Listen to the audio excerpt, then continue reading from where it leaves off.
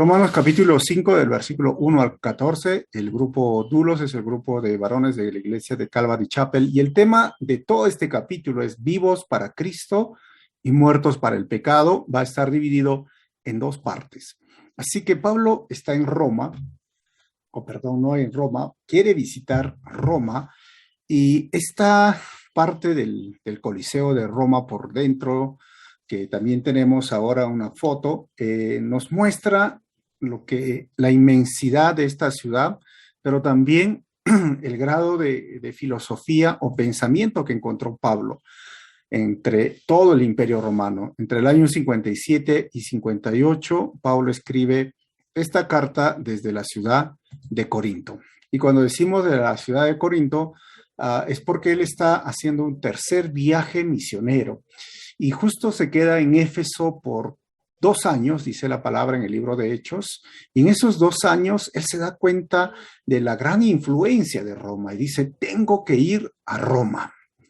Y obviamente Roma, pues la capital del imperio, la ciudad más importante del imperio, ese imperio que conquistó casi toda la parte de Europa, el norte de África y lo que es el oriente, donde está Turquía y lo que es Asia Menor. Y Pablo ve que es importante que esta iglesia de Roma conozca muy bien la doctrina de la salvación y qué bendición para nosotros tener esta carta de Romanos porque nos explica realmente lo que nosotros somos en Cristo, lo que tenemos en Cristo, lo que Él ha hecho, lo que Cristo ha hecho por nosotros y cómo debemos de vivir ahora teniendo este conocimiento.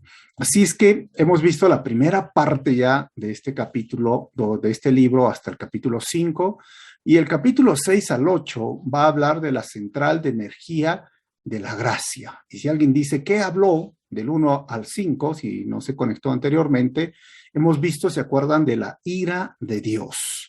Era la idea de un tribunal donde se presentaban las actas, el secretario salía a defender, pero salieron las evidencias que ningún ser humano, ya sea gentil o sea judío, puede alcanzar diríamos, el estándar de pureza, de santidad delante de Dios, porque todos han pecado y están destituidos de la gloria de Dios.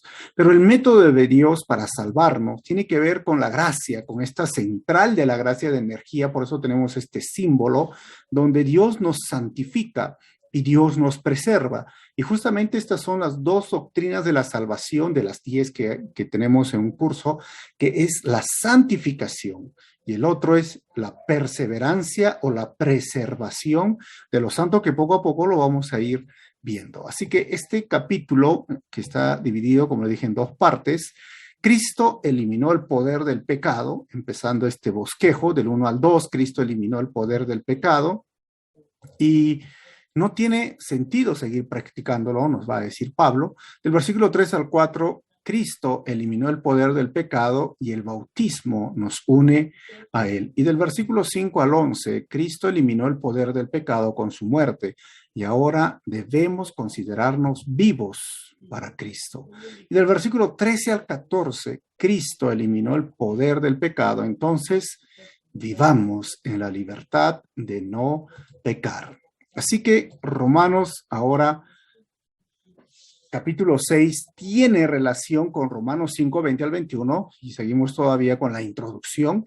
Para entender bien el versículo 6, 1, vamos a retroceder 2 versículos antes. Recuerden que la Biblia no tenía capítulos ni versículos porque era simplemente cartas, la epístola es una carta, pero para entender el contexto debemos leer 20 y 21.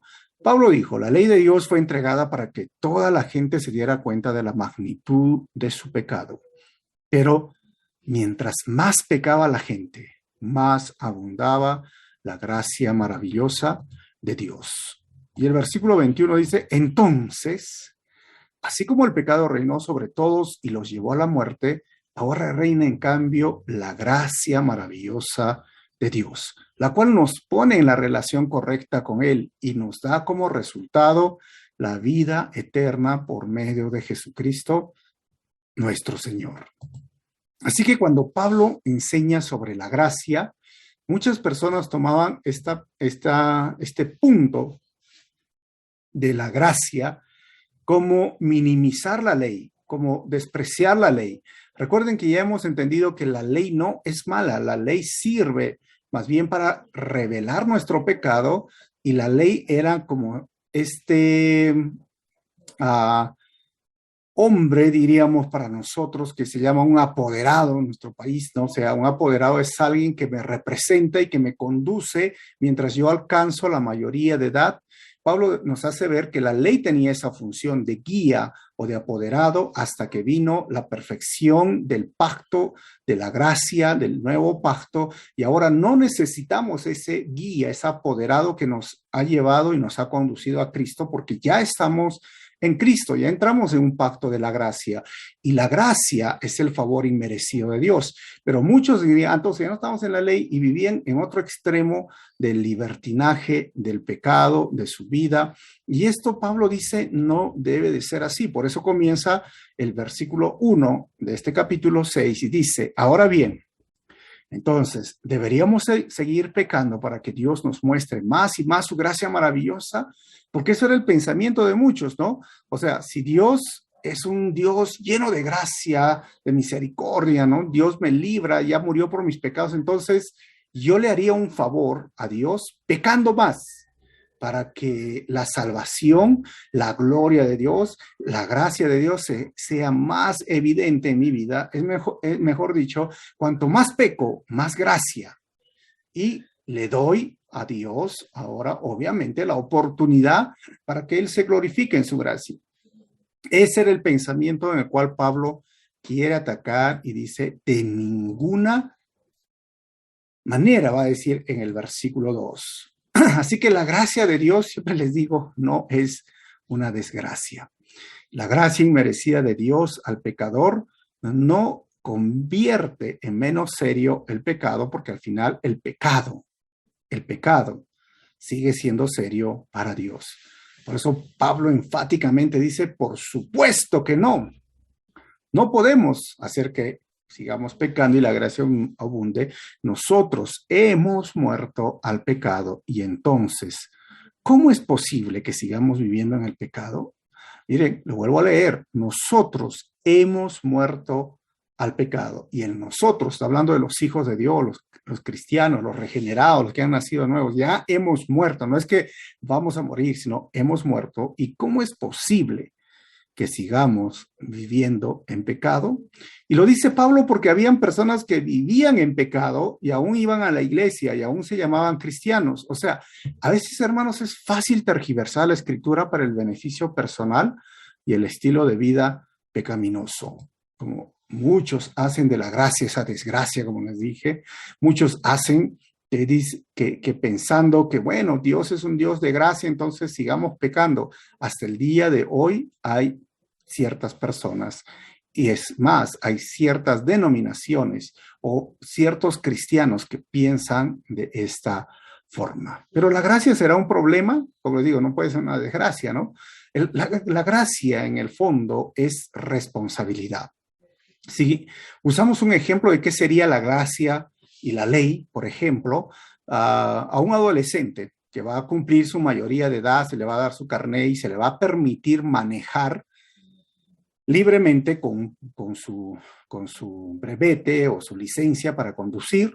Entonces, imagínate que ahí se va a la escuela de manejo, o el papá, para ponerlo así, ¿no? El papá es el que va a enseñarle a manejar y le dice: hijo, mira, tú, acá dice 30 kilómetros por hora, acá dice en este letrero 40, 50, 60, hazle caso, mira, 30, maneja 40, maneja 50, la luz roja es para que no avances, y si la carretera te permite pues 60, 70, pues lo puedes hacer. Las autopistas, si te dice 80, hasta ahí maneja, ¿no? Entonces, le da todas las indicaciones, y a veces los adolescentes quieren ponerle velocidad, ¿no? A veces quieren hacer esto, y llega el momento donde el adolescente quiere pasarse y le dice el papá, ¿sabes? Baja la velocidad, y el adolescente lo mira al papá y le dice: "Ah".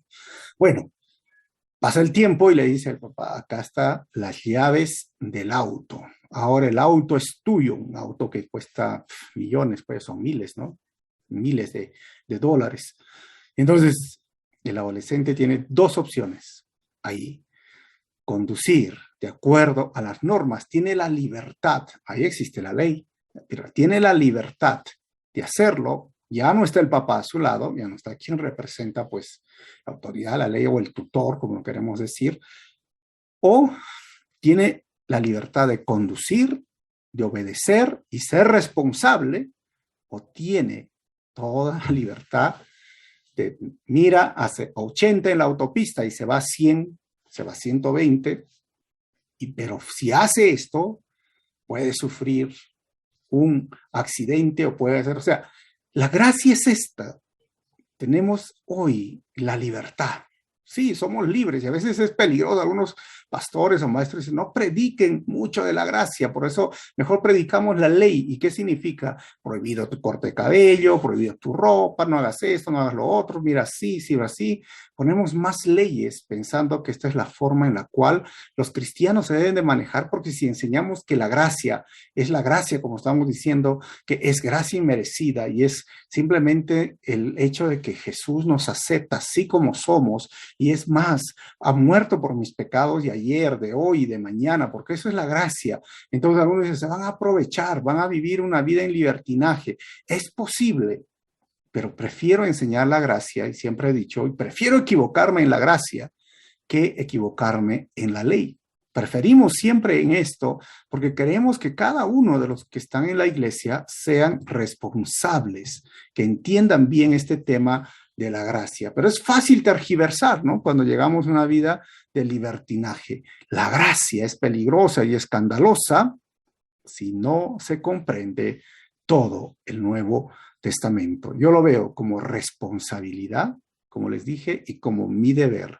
Tengo todo lo que puedo hacer. Efesios capítulo 2, versículo 1 al 2 dice, antes ustedes estaban muertos a causa de su desobediencia y sus muchos pecados.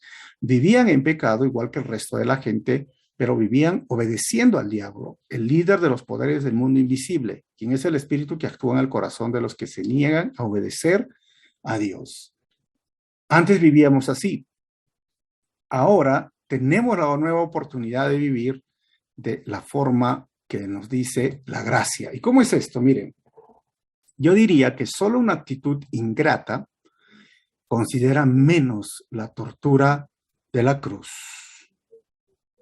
y el sacrificio de Cristo para sacar ventaja de la gracia que cubre los pecados.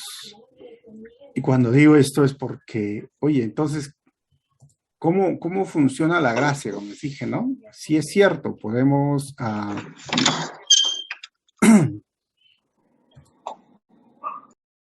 podemos tener hoy la oportunidad de pecar, pues obviamente tenemos la oportunidad de pecar, vivimos en un mundo sumergido por el pecado, pero debemos ser responsables.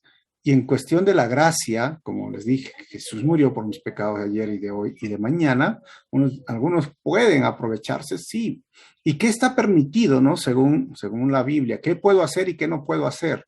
La verdad es que tenemos la libertad, así como les puse ese adolescente que tiene toda la libertad de hacerlo, porque esto es la gracia, pero tenemos que ser responsables. Y solo una actitud, como les decía, ingrata, considera menos la tortura de la cruz y el sacrificio de Cristo para sacar ventaja de la gracia que cubre los pecados. Ahora, del versículo 3 al 4, vamos a ver que Cristo eliminó el poder del pecado y el bautismo nos une a él. Ya hemos visto de la gracia, dice el versículo 3, ¿o acaso olvidaron que cuando fuimos unidos a Cristo Jesús en el bautismo, nos unimos a él en su muerte?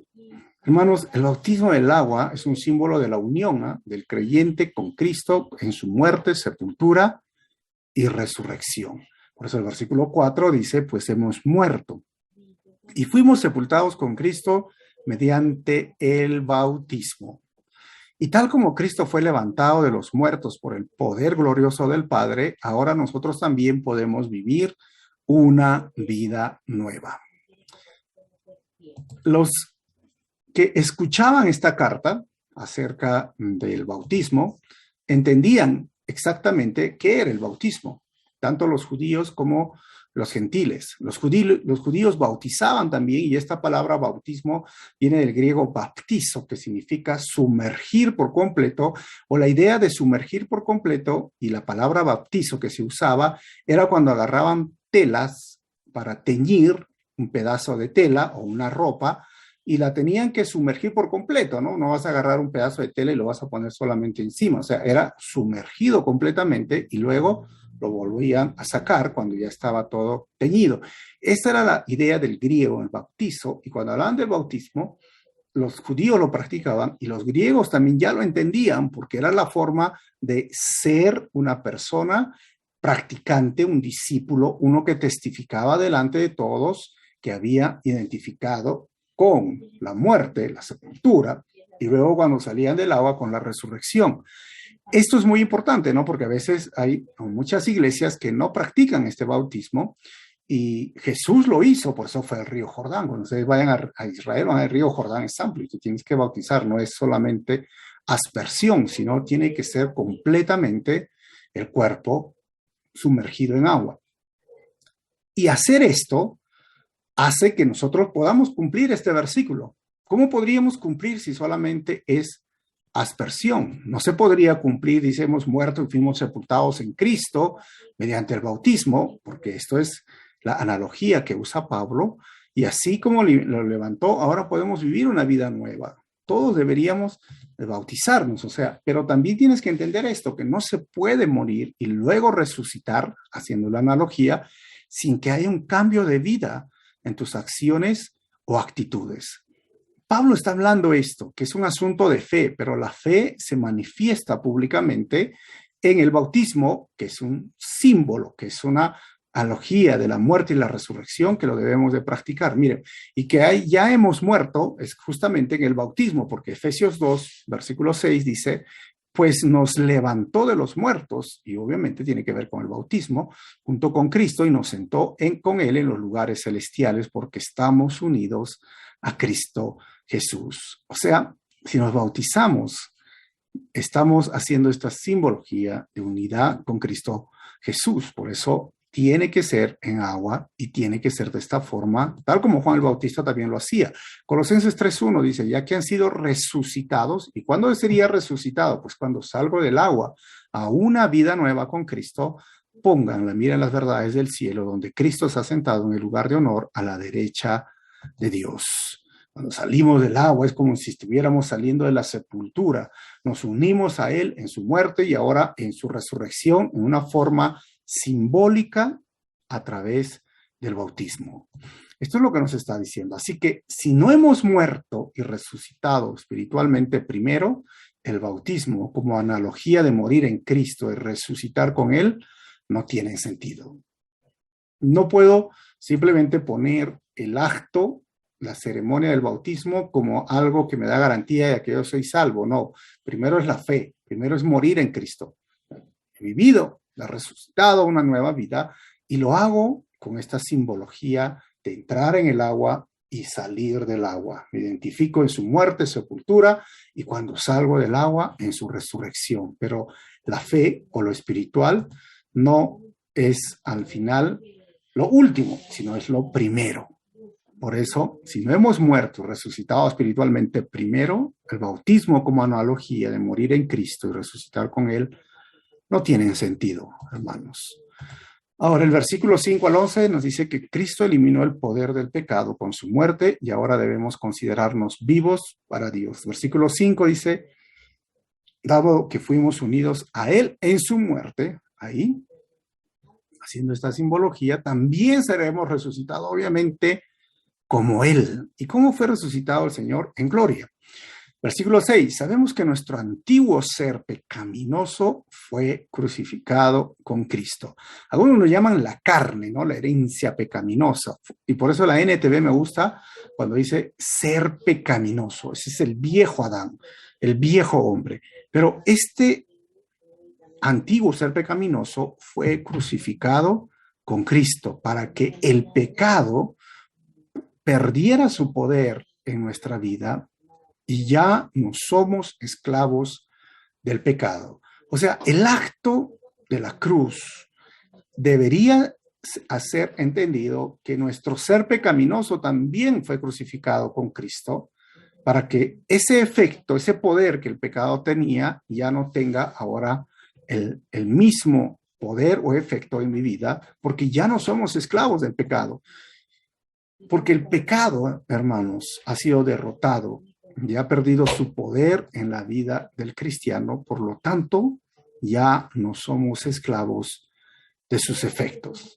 Esto es algo que tú y yo necesitamos entender. Antes éramos esclavos del pecado. Efesios dice, antes estábamos muertos, antes obedecíamos al diablo, al maligno, pero ahora ya no somos esclavos del pecado. Algunas personas dirán, pero si ya no somos esclavos del pecado, ¿por qué seguimos pecando? Bueno, eso lo vamos a responder más adelante. Pero tú tienes que entender que tu condición ahora ya no eres esclavo del pecado. Al contrario, esa tendencia pecaminosa, esa herencia pecaminosa desde Adán que hemos visto en el capítulo 5, que vino sobre mi vida y por eso soy pecador, ¿no? Sigo pecando porque soy pecador. Ese momento, esa herencia pecaminosa, Pablo dice, ahora está crucificado, ya no tiene el efecto. Pero ¿por qué todavía siento eso? Ahorita lo vamos a ver, que nos enseña Pablo en los siguientes versículos. Pero miren, somos nosotros ahora realmente libres del poder del pecado, porque ahora somos hijos de Dios. Pero ese viejo hombre siempre está ahí.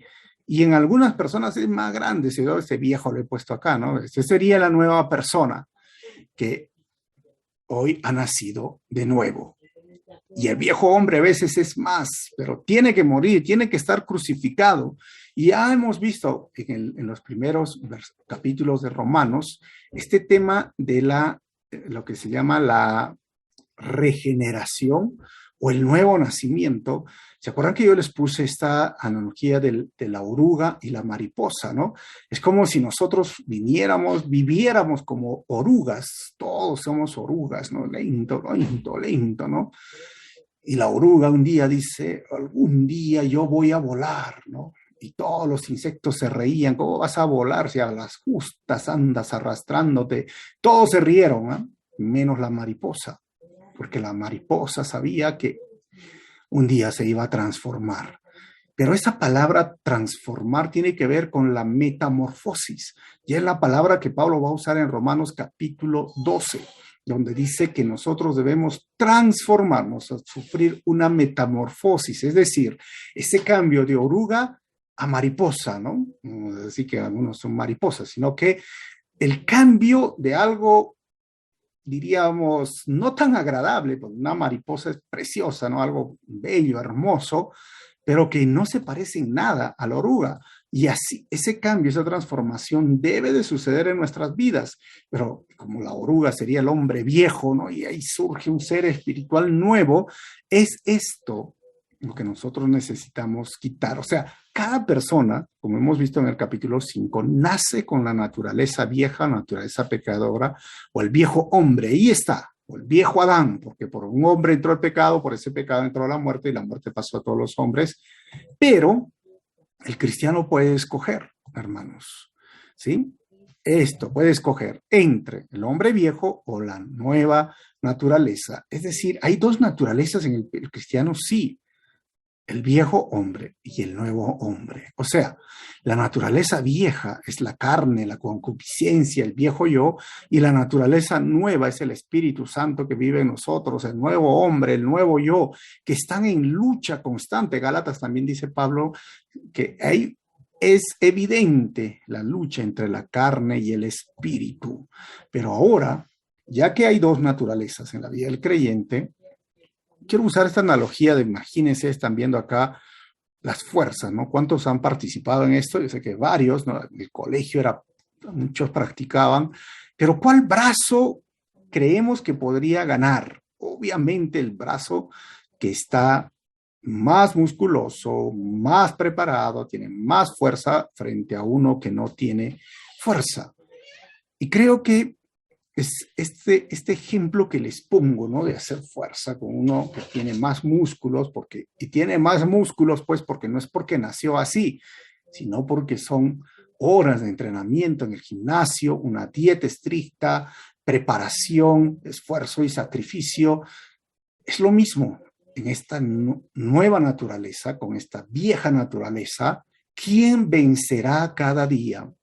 Pues a quien tú hagas, le des la importancia, lo prepares o le hagas caso o lo fortalezcas o lo alimentes, ganará las batallas día a día.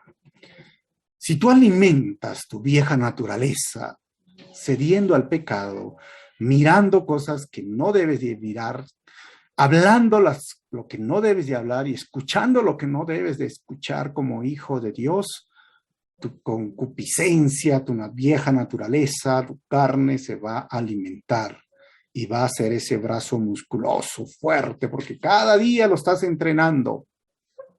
Y el brazo débil, como les he mostrado acá, en este caso sería el espíritu, esa vieja, esa nueva naturaleza, porque no oras, porque no lees, porque no escuchas alabanzas al Señor, no pasas tiempo en oración, no estás meditando en la palabra, no estudias la palabra, y entonces pues va a estar flaco. O algunos quieren alimentarlo una vez a la semana, el domingo, o 2 veces a la semana, miércoles y domingo, o martes y domingo, pues va a vivir como siempre en derrota.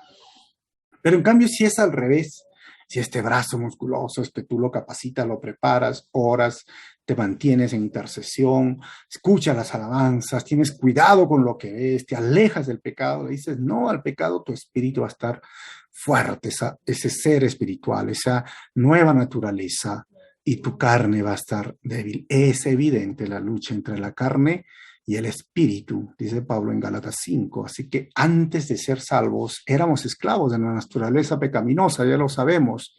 Ahora podemos elegir vivir para Cristo. Efesios 4, 21 al 24 dice, ya que han oído sobre Jesús, ya han conocido la verdad que procede de él, desháganse de su vieja naturaleza pecaminosa y de su antigua manera de vivir. Mire, dos cosas, su vieja naturaleza y su vieja antigua manera de vivir, que está corrompida, ¿por qué? Por la sensualidad y el engaño. O sea, todos nosotros hemos tenido esta vieja naturaleza, como visto en Efesios. Andábamos así en el mundo, el diablo que nos decía, y sabemos el pecado que nos gusta. A veces como hombres nos gusta, nos hemos sumergido a veces en páginas sucias, ¿no? Ahora en el internet, la pornografía, cuando era adolescente habían revistas pornográficas, ¿no? Nos gustan los chistes de doble sentido, nos gusta a veces esta lo que se llama perversión sexual, y eso éramos antes, dice. Y nos gustaba, ¿no? O sea, porque al final el pecado tiene ese asunto, le gusta a tu carne, le gusta a tu ser, ya sea mentira, ya sea cualquier situación, a veces las palabras, etcétera, etcétera, nos gustaba y estaba sumergida así, llena de sensualidad. Todos hemos pasado por esta situación. Tristemente, digo triste porque nuestra naturaleza pecaminosa estaba corrompida por esa sensualidad y el engaño. Y el versículo 23 dice, en cambio, ahora dejen que el Espíritu les renueve los pensamientos y las acciones. Si antes vivíamos así, debemos de dejar y despojarnos de esta vieja naturaleza, ahora renovando nuestros pensamientos y las actitudes. Y eso es la palabra transformación, esa metamorfosis 24. Y Pablo dice, pónganse la nueva naturaleza creada para ser a la semejanza de Dios, quien es verdaderamente justo y santo. Dios ya me ha hecho ahora una obra, por su gracia me ha salvado, ahora yo también, por esa gracia, debo de santificarme y ponerme esta nueva naturaleza. Es como que esa vieja naturaleza, ¿no? Sí, tenemos que sacarlo. Algunos dicen, hay que despojárselo, tengo que sacar, o sea, tengo que olvidarme de esos chistes, tengo que olvidarme que esa es la única forma de reír, o tengo que olvidarme que esa es lo que me gustaba en mi carne, ver, escuchar, oír, andar. Colosenses 3 dice, vístanse con la nueva naturaleza y se renovarán a medida que aprendan a conocer a su Creador y se parezcan más a Él. O sea, a medida que yo conozco al Señor,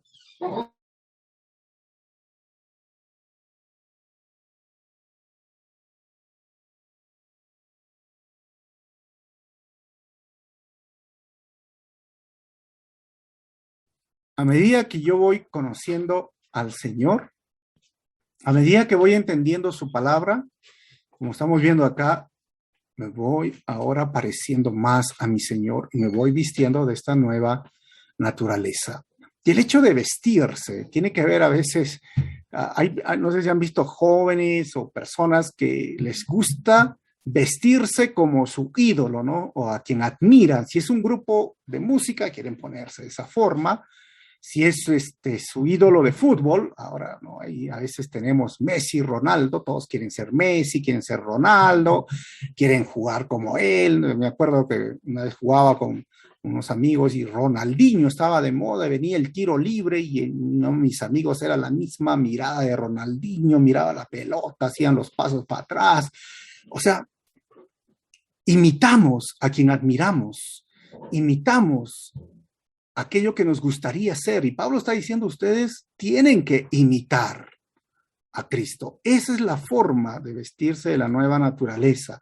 Esa es la forma en que ustedes se van renovando medida a medida a que aprendan a conocer a su Creador y se parezcan más a Él. O sea, hay que vestirse de esa nueva naturaleza. Por eso lo llamamos cristianos, ¿no? Seguidores de Cristo, como Cristo anduvo, como Cristo habló, como Cristo andaba predicando, debemos de predicar como Cristo decía no al pecado, debemos vivir como Cristo. Por eso nos llamamos cristianos, seguidores de Cristo. Esta vieja naturaleza que ha estado sumergida por su pasión, yo tengo que quitármela, decir, yo mismo tengo que ir quitándome y ponerme la nueva naturaleza. Versículo 7. Pues cuando morimos con Cristo, fuimos liberados del poder del pecado. Ese es el punto. Y la analogía de morir es con el bautismo. Fuimos ahora liberados del poder del pecado, y obviamente tiene que ver con la fe, y dado que morimos con Cristo, sabemos que también viviremos con Él, hermanos. Esta es la forma. Esto es lo que tenemos que hacer ahora que somos salvos y tenemos toda la capacidad en Cristo, no en mi vieja naturaleza, porque mi vieja naturaleza todavía necesita ser entrenada. O sea, y la palabra dice muerta, crucificada en Cristo. Pero esto no va a suceder en tu vida si es que tú no consideras que has muerto al pecado y que esa vieja naturaleza ha sido crucificada en Cristo. ¿Y cómo sé que ha sido muerto al pecado, ¿no? Imagínate esta vieja naturaleza, ahora que estamos muertos, pero estamos vivos en Cristo. Imagínate esa vieja naturaleza, o un hombre, ¿no? Ahora en un velorio, tú vas a un velorio y a este hombre le gustaba su cerveza. Y tú le traes, ¿no? Su cerveza al hombre. Oye, toma tu cerveza. ¿Qué hace el muerto? El muerto agarra, uy, la cerveza que me gustaba, y se levanta el muerto y empieza a agarrar su cerveza, traiga para acá, ¿no? O sea, no tiene sentido porque está muerto. No huele, no le llama la atención. Y aún, ¿no? Pero a este muerto le gustaba pues, no sé, sus vedettes, ¿no? Le traen a la mujer y el muerto se levanta, no puede porque está muerto. O sea, ni le llama la atención, no desea, no, está muerto. Y así deberíamos nosotros considerarnos frente al pecado, muertos. O sea, tú tienes que entender, eso ya no es para mí. Yo ya he muerto a aquello que mi carne, que mi concupiscencia o mi tendencia pecaminosa lo deseaba. Por eso dice Pablo, cuando morimos con Cristo, fuimos liberados del poder del pecado. Y dado que morimos con Cristo, sabemos que también viviremos con Él. Así que el cristiano que no tiene miedo a la muerte por su unión a Cristo está listo para vivir. La muerte ya no me hace efecto. Yo vivo para el Señor y vivo para siempre, así que estoy listo para vivir. Versículo 9, estamos seguros de eso porque Cristo fue levantado de los muertos y nunca más volverá a morir. Pase lo que pase, venga lo que venga, yo no debo tener miedo a la muerte porque ya morí antes de mi Señor, pero estoy vivo para el Señor y ya la muerte no tiene ningún poder sobre él. 10. Cuando él murió una sola vez a fin de quebrar el poder del pecado, pero ahora que él vive para la gloria de Dios.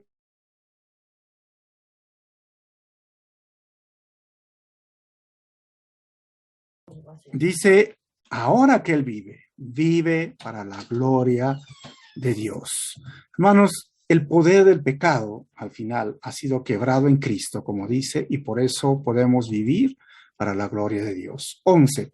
Así también ustedes, hablando de nosotros, deberían considerarse muertos al poder del pecado. Miren, no es que el pecado todavía no tenga efecto, porque la Biblia dice en Juan, si decimos que no tenemos pecado, lo hacemos mentiroso. Pero ¿cómo es que yo voy a vencer y cómo voy a salir adelante considerándote muerto al poder del pecado y vivos para Dios por medio de Cristo Jesús? Entonces, no hay fundamento para que el poder del pecado viva en el cristiano, porque ahora vivimos en la vida de Cristo. Recuerde que Ezequiel capítulo 36, versículo 26 al 27 nos dice, les daré un corazón nuevo y pondré un espíritu nuevo dentro de ustedes. Les quitaré ese terco corazón de piedra y les daré un corazón tierno y receptivo. Pondré mi espíritu en ustedes para que sigan mis decretos y se aseguren de obedecer mis órdenes. O sea, ya tenemos un nuevo corazón, ya somos nuevas criaturas, ya la gracia actúa en nuestras vidas, pero también nos hemos dado cuenta en el capítulo 5 y acá la forma en que Dios va a solucionarnos, en que entendamos que sí, hay una vieja naturaleza, pero el poder que tenía el pecado antes no tenía otra opción, digamos, que seguir mirando cochinadas o cosas sucias por el internet. Hoy tengo la opción de decirle no por medio del Espíritu Santo, pero para que suceda eso, hoy tengo que considerarme que eso ya no es para mí, que ahora yo vivo en la santidad, en la santificación que Cristo está haciendo en mi vida. Y esto es algo muy importante que nosotros necesitamos entender. Ojo, tenemos un nuevo corazón. Sus leyes el Señor ha puesto, pero todavía, eso es el ya, pero el todavía que siempre hemos hablado. ¿Por qué? Miren, Cristo eliminó el poder del pecado, entonces vivamos en la libertad de no pecar. Como les dije, la gracia es libertad, la gracia es responsabilidad. 12, no permitan que el pecado controle la manera en que viven. O sea, ¿puede controlar la manera que una persona vive siendo cristiano? Sí. Por eso Pablo dice, no permitan, porque todavía esta vieja naturaleza no ha sido quitada de nosotros.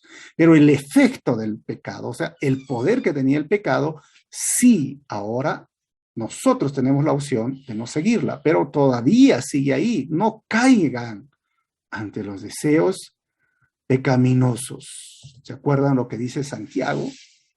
Uno es atraído, uno es seducido, dice, ¿no? De ahí viene el pecado. En Santiago, en el capítulo 1, ¿no? Nos dice que cuando nosotros cedemos a los deseos pecaminosos, entonces ahí se vuelve una realidad el pecado.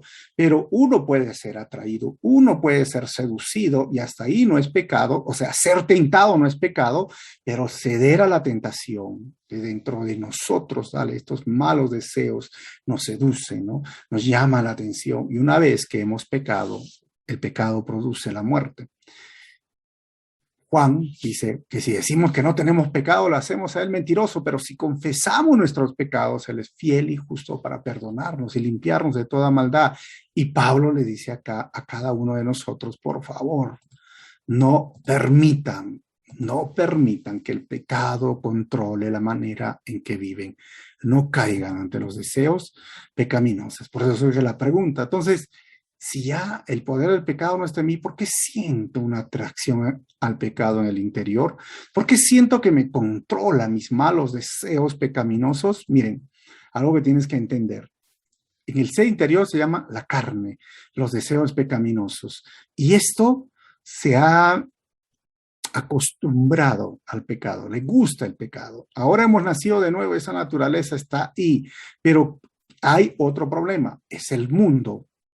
O sea, el sistema o la sociedad que usa las canciones, las letras de las canciones, las películas, las series, los amigos, etcétera, etcétera, el sistema que vivimos, la discoteca, los restaurantes, todo lo que hay, que mi carne estaba acostumbrada a vivir de esta forma, pues sigue latente, sigue viviendo, sigue tentándote. Y es más, el diablo, como hemos visto en Efesios, ¿no? El capítulo 4 en adelante, es más, él sabe que le gusta a mi carne. O sea, el problema va viniendo de dentro de mí, dice Santiago, pero afuera tampoco ayuda. El sistema del mundo no ayuda, y menos Satanás que nos tienta y sabe las cosas que nos gustan. Lamentablemente, si yo vine, no sé, a los 15 años a los pies de Cristo, a los 20, a los 30, Satanás te ha visto por 20 años, por 30 años y sabe qué pecado te gusta. En otras palabras, sabe qué botón apretar para lastimarte, o de qué pata cojeas, decimos acá, ¿no? O sea, sabe tu debilidad. Si tu debilidad, la pornografía, ¿qué crees que va a ser el mundo, el sistema del mundo? Aún el diablo te va a presentar así, ya sea por internet, ya sea por tu amigo, ya sea por, etcétera. Si tu debilidad son las mujeres, te va a presentar. Si tu debilidad es el dinero, mira, te va a presentar las oportunidades de hacer dinero ilícito. O sea, entiendes, Satanás sabe. Por eso Pablo dice, no cedan, no permitan, no lo hagan, controlen sus malos deseos. Esto es algo que cada uno de nosotros necesitamos entender. La carne, los deseos pecaminosos, el mundo, el sistema, la sociedad, el diablo y sus tentaciones hacen que el cristiano pueda ser tentado o caer en tentación. Gálatas 5:24 dice, pero entiendan que los que pertenecen a Cristo Jesús han clavado en la cruz las pasiones y los deseos de la naturaleza pecaminosa y los han crucificado allí. La única forma de salir victoriosos, hermanos, es entender que en Cristo tú tienes la opción de salir adelante. Esas pasiones y deseos tienes que dejarlo en la cruz de Cristo. Tienes que entender, ya no es para mí. Por eso dice, versículo 13, no dejen que ninguna parte de su cuerpo se convierta en un instrumento del mal para servir al pecado. En cambio, entréguense completamente a Dios. Porque antes estaban muertos, pero ahora tienen una vida nueva. Así que usen todo su cuerpo como instrumento para hacer lo que es correcto para la gloria de Dios. Cuando Pablo habla esto y entendía que habían judíos y gentiles en esta iglesia de Roma, Pablo sabía que cuando un sacerdote hacía un sacrificio, especialmente el sacrificio de expiación, se santificaba, se consagraba, agarraba sangre y se echaba a la oreja derecha, el pulgar derecho y el dedo gordo del pie, ¿no? Derecho, hablando de purificarse todo su cuerpo. Por eso más adelante en Romanos 12 va a decir, entreguen como un sacrificio vivo, santo y agradable al Señor, nosotros, nuestro cuerpo. Los miembros de nuestro cuerpo son muy importantes por el Señor, porque es el cuerpo que vamos a resucitar. Y más adelante, en la carta de Primera de Corintios, capítulo 6, versículo 13, 14, 15 hasta el 19, hasta el 21, Pablo habla de que somos templo del Espíritu Santo y debemos honrar a Dios con nuestro cuerpo. Es más, nuestro cuerpo ya no nos pertenece. Pero los miembros de nuestro cuerpo estaban entrenados, nuestros ojos para mirar la suciedad del mundo, nuestros oídos para escuchar esa basura que el mundo nos quiere decir, nuestras manos para hacer todo lo que el mundo en su maldad y en su perversión quería hacernos y nuestros pies iban para allá. Bueno, es esto. Tú y yo debemos de ahora entregar completamente a Dios estos miembros de nuestro cuerpo para la gloria de Dios, para la justicia. Hay una historia, no sé si ustedes lo han escuchado, de los duques de Bélgica en el siglo XIV. Habían dos duques, ¿no?, que tenían sus terrenos y este que lo ven aquí se llama Reinaldo Craso, de la cual Craso significaba grasa. ¿Por qué le decían grasa? Porque era un hombre gordo, obeso, que comía mucho y le gustaba mucho la comida, pues, ¿no? Y todo lo que le ofrecían. Y él tenía un hermano menor que se llamaba Edward Reinald. ¿Qué pasó con estos dos, no? Resulta que el hermano menor hizo una batalla y ganó a su hermano mayor, Reinaldo Craso, y entonces estaba mal visto en esa cultura, bueno, va a matar al hermano, entonces simplemente lo puso en un cuarto y le dio la libertad. Bueno, le dijo, ¿sabes qué? Tú puedes regresar a tu trono, a tu reino, gobernar como duque, pero lo único que tienes que hacer es salir, pues, de ese cuarto, ¿no? Y el Craso dijo, ya, no hay problema, si tú tienes palabra lo vas a hacer. Pero ¿cuál fue la estrategia del hermano menor? Le trajo, hermano, su asado, le trajo las mejores tortas, los mejores postres, y el graso comía, comía, comía, y la puerta era angosta. Y era tan angosta que él no podía salir. Y cada vez que las personas de ese pueblo le decían a su hermano menor, usted es cruel, escuchaba los rumores de que lo tenía encarcelado a su hermano mayor, el hermano menor decía, mi hermano es libre. Lo único que tiene que hacer él es salir de ese cuarto. Pero Craso no podía salir porque cada vez le traía su pollo a la brasa, su ceviche, su cuy, no sé, ¿no? Su rocoto relleno. Le ponía los mejores manjares. Y Craso pasó 10 años encerrado en ese cuarto. Hasta que un día mataron al hermano menor y pues ya no había que comer y salió.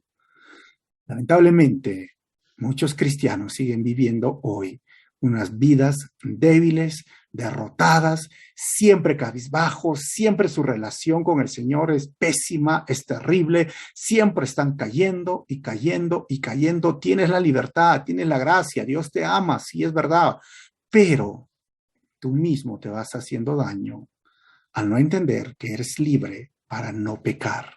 Y al entender que el efecto, el poder del pecado ha sido quitado ahora que estás en Cristo Jesús.